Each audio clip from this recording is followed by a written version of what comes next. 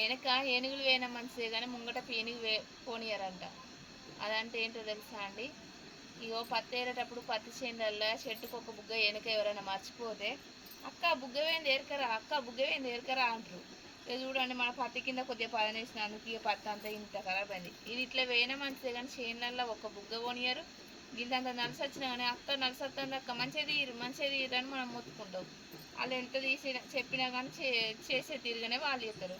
అయినా కానీ మనం ఒప్పుకోము. ఇట్లా చేయి అట్లా చేయని వాళ్ళని బాధ పెడతాం. కానీ ఇక చూడుర్రి మన పత్తి ఎట్లా నాశనం అయిందో కింద. పత్తి గింతంత పదినేసుడేమో కానీ గింత పత్తి ఖరాబ్ అయింది. ఈసారి పత్తి అమ్ముకుంటున్నైతే మేమైతే చాలా లాస్ అయినామండి. ఎందుకంటే పేపర్లు లేక బాగా మంది రైతులు ఈసారి బాగా ఇబ్బంది పడి ప్రైవేట్గా అమ్ముకున్నారు. క్వింటల్కు 1000 రూపాయల చొప్పున లాస్ అయింది. 20 క్వింటాలు అమ్మితే 20,000 లాస్ అయిపోయింది. చాలామంది ఈసారి రైతులు ఈ విధంగా బాగా లాస్ అయ్యారండి. పత్తి పెడితే బాధ ఉంది, పెట్టుకుంటూ బాధ ఉంది.